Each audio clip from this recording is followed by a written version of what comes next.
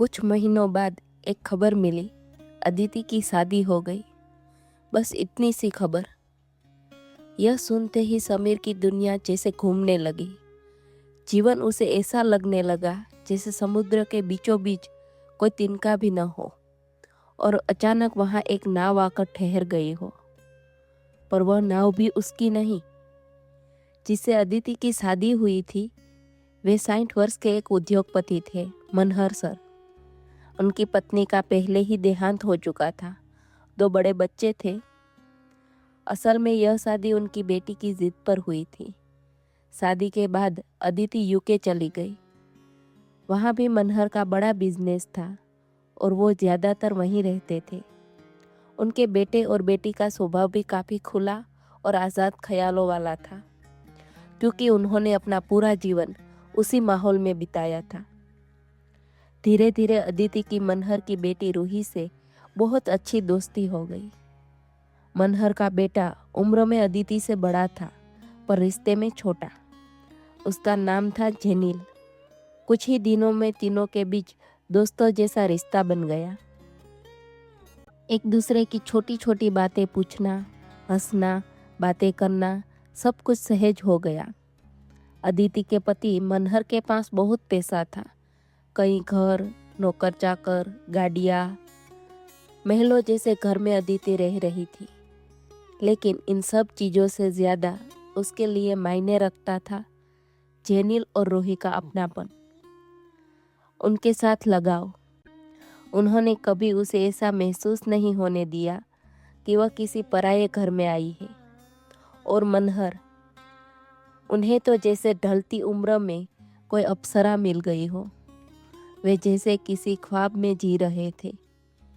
फिर वह दिन भी आ गया जब अदिति के भाई राहुल का इलाज शुरू होने वाला था।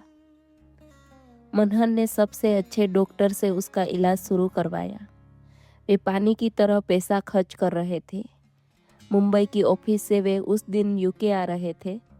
अदिति के भाई राहुल के इलाज की पूरी तैयारी करके वे लौट रहे थे। उस दिन पहली बार ऐसा हुआ जब अदिति और मनहर एक ही कमरे में साथ थे। घर में उस समय कोई नहीं था। जेनिल और रूही अपने एक दोस्त की शादी में गए हुए थे। कमरे में सन्नाटा था, लेकिन अदिति के मन में जैसे तूफान चल रहा था। यह रास्ता उसने खुद चुना था, पर दुख किस बात का था? क्या इस बात का कि उसे एक अनचाहे व्यक्ति के साथ जीवन बिताना था, या इस बात का कि समीर के अलावा अब कोई और उसकी जिंदगी में था? इन दोनों ही सवालों ने अदिति की उलझन और बढ़ा दी। जैसे जैसे समय बीत रहा था उसे लग रहा था जैसे उसका दिल फट जाएगा। रात को दोनों ने साथ में डिनर किया। उसके बाद मनहर अपने कमरे में सोने चले गई। कुछ देर टहलने के बाद अदिति भी वहां पहुंची। उसे लग रहा था जैसे उसके पैरों के नीचे की जमीन खिसक रही हो। बहुत सारी हिम्मत जुटाकर उसने दरवाज़ा खोला। वह इस हकीकत का सामना नहीं करना चाहती थी, लेकिन उसे पता था आज नहीं तो कल यह सामना करना ही पड़ेगा। अब यही उसका जीवन था। और फिर वह रात भी बीत गई। वही रात जिसका ख्याल आते ही अदिति की जान निकल जाती थी। उधर अपने देश में समीर अब भी अपनी उलझनों से जूझ रहा था। वह खुद से पूछता, क्या वो प्यार था या सिर्फ एक सपना? क्या इतना कमज़ोर था हमारा रिश्ता? उसे यकीन ही नहीं आता था उन पलों पर जो उसने अदिति के साथ बिताए थे, और न इस सच्चाई पर कि आज अदिति किसी और के साथ थी। उधर जब सुबह अदिति की आंख खुली तो उसने देखा मनहर कमरे में नहीं थे। वो बाहर आए। एक नौकर ने उसे एक पत्र दिया। वो पत्र मनहर ने अदिति के लिए लिखा था। अदिति ने कांपते हाथों से वह पत्र खोला। पत्र में लिखा था, अदिति, मैंने यह शादी अपनी बेटी के लिए और तुम्हारी मजबूरी के लिए की थी। हम दोनों की अपनी अपनी परेशानियां थी, लेकिन शादी के बाद मैंने तुम्हें पूरे दिल से स्वीकार किया। जब मैं भारत से यहाँ आ रहा था, तुम्हारे ख्यालों में था। तुम मुझे किसी सपने जैसी लग रही थी। मुझे लगा जैसे मैं अपनी ज़िंदगी फिर से जीने वाला हूँ। तुम हो ही ऐसी। जब मैं घर पहुँचा तब भी मेरे मन में सिर्फ तुम्हारा ही ख्याल था। लेकिन रात को जब मैं कमरे में आया और तुम्हें खुद को कमरे में आने के लिए तैयार करते देखा, तब मेरे दिल ने मुझे रोक लिया। हाँ, जब तुम कमरे में आई तो तुम्हें लगा मैं सो रहा हूँ, लेकिन सच यह था कि मैं सिर्फ तुम्हारे लिए सोने का नाटक कर रहा था। मैं ऑफिस के काम से 1 महीने के लिए बाहर जा रहा हूँ। जेनिल और रोहित तुम्हारा ख्याल रखेंगे। ये कुछ कार्ड है जो तुम अपने लिए इस्तेमाल कर सकती हो। और अपने भाई की चिंता बिल्कुल मत करना, वह ठीक हो जाएगा। हम कभी साथ आए या ना आए, लेकिन तुम्हें किसी चीज़ की कमी नहीं होने दूंगा। मनहर। पत्र पढ़कर अदिति समझ नहीं पा रही थी कि वह खुश है या दुखी। उसका मन अतीत में लौट गया। उसे वह समय याद आया जब यह परिस्थिति उसके जीवन में आई थी। उसी समय परीक्षाएं शुरू हुई थी और तभी उसके भाई की तबीयत अचानक बिगड़ गई थी। जब रिपोर्ट आई तो पता चला उसे कैंसर है। अदिति समीर से बात करना चाहती थी, लेकिन कैसे? उसी समय परीक्षा भी चल रही थी। 3 पेपर बाकी थे। फिर परीक्षा खत्म हुई। उसी दौरान उसे एक नौकरी का प्रस्ताव मिला। यह नौकरी मनहर सर के ट्रस्ट में थी, जो महिलाओं के लिए काम करता था। जब उन्होंने अदिति की डिग्री देखी और उसके इतने अच्छे प्रतिशत देखे, तो उन्होंने उससे बात की। तभी उन्हें पता चला कि अदिति के भाई की गंभीर बीमारी है और उन्हें भी शादी करने की मजबूरी थी। धीरे धीरे परिस्थितियां ऐसी बनी कि अदिति ने मनहर से शादी करने का निर्णय ले लिया। मनहर राहुल के इलाज की पूरी व्यवस्था करने वाले थे और अदिति मनहर के बेटे और बेटी के साथ कोर्ट मैरिज करके यूके चली आई थी। जीवन ऐसे ही चल रहा था। समय अपनी गति से आगे बढ़ता जा रहा था। 1 साल बाद समीर का प्रमोशन हुआ। उसे दिल्ली ऑफिस में भेज दिया गया। पहले दिन मीटिंग में जब उसने अपने नए बॉस को देखा, वो मनहर सर थे। समीर एक पल के लिए जैसे ठिठक गए थे। उधर उसी समय मनहर मुंबई आए हुए थे। अदिति भी उनके साथ थी, क्योंकि उसके भाई राहुल का इलाज अब पूरा हो चुका था।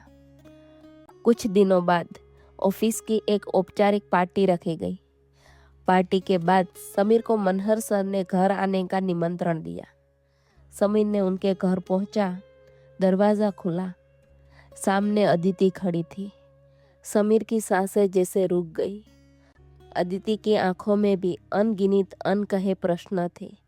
उस पल ऐसा लगा जैसे समय ठहर गया हो। वे सारे पल जो उन्होंने साथ बिताए थे, वो कॉलेज के दिन, वो हंसी, वो खुशियाँ, सब कुछ जैसे एक साथ आंखों के सामने आ गया। वह उसकी अदिति थी और वह उसका समीर। तभी अचानक एक आवाज़ आई, अदिति। यह मनहर की आवाज़ थी। उस आवाज़ ने जैसे अदिति को उसकी जिम्मेदारियां की याद दिला दी। अदिति ने तुरंत खुद को संभाला और समीर को वैसे ही अंदर बुलाया जैसे वह सिर्फ एक कर्मचारी हो। समीर के लिए यह पल और भी कठिन था। जिसे वो भूलना चाहता था, वही सब अब और गहरा जा रहा था। जो सवाल उसने अपने दिल में दबा दिए थे, वे फिर से उठने लगे। क्यों किया तुमने मेरे साथ ऐसा? सही किया था, गलत किया था? कॉलेज के वे दिन या आज का यह दिन, वो साथ जीने मरने की कस्में या ये साथ फेरे? समीर फिर से भीतर से मुरझा गया। उधर समीर के घर में अब उसकी शादी की बातें शुरू हो गई थी। अच्छी खासी नौकरी थी। उसके गुणों की चर्चा हर जगह होती थी। उसने कभी किसी से ऊंची आवाज़ में बात भी नहीं की थी। लेकिन वह किसी भी लड़की को पसंद नहीं कर रहा था। घर वाले परेशान हो गए थे। इसी बीच उसकी बहन का रिश्ता आया। समीर के माता पिता ने सोचा, पहले बेटी की शादी कर देते हैं। समीर अपनी उलझनों के बीच बहन की शादी की तैयारी में जुट गया। लड़का यूके की एक कंपनी में काम करता था। उन्हें जल्दी ही वापस जाना था, इसलिए शादी जल्दी तय कर दी गई। बहन की शादी हो गई। शादी के बाद एक दिन समीर ने सोचा, मैं अदिति से मिलूंगा, पूछूंगा कि उसने मेरे साथ ऐसा क्यों किया। यह जानने का मुझे पूरा हक है। वो अदिति के घर गया, लेकिन वहाँ पता चला वो तो यूके जा चुकी है। यह सुनकर समीर फिर से टूट गया। समय बीतता रहा। ऐसे ही 3 महीने निकल गए। फिर समीर अपनी बहन को छोड़ने के लिए यूके गया। माँ पिता ने भी सोचा, शायद थोड़ा बाहर जाएगा तो उसका मन हल्का हो जाएगा। समीर 15 दिन के लिए यूके में रुकने वाला था। एक दिन वो बहुत बेचैन था। मन शांत नहीं हो रहा था। वह टहलने के लिए बाहर निकल गया। एक पार्क में एक बेंच पर एक लड़की बैठी थी। समीर भी जाकर उसी बेंच पर बैठ गया। चारों ओर एकदम शांत वातावरण था। तभी उसे किसी के रोने की आवाज़ सुनाई दी। पहले उसने उसे अनदेखा करने की कोशिश की, लेकिन वह आवाज़ बार बार उसके कानों तक पहुंच रही थी। समीर ने वहां से उठकर जाने का फैसला किया, लेकिन जैसे ही वह जाने लगा, उसकी नज़र उस लड़की के हाथ पर पड़ी। उसके हाथ में वही ब्रेसलेट था जो उसने कभी अदिति को उपहार में दिया था। समीर का दिल जोर से धड़कने लगा। उसने उस लड़की का चेहरा देखा। वह अदिति थी।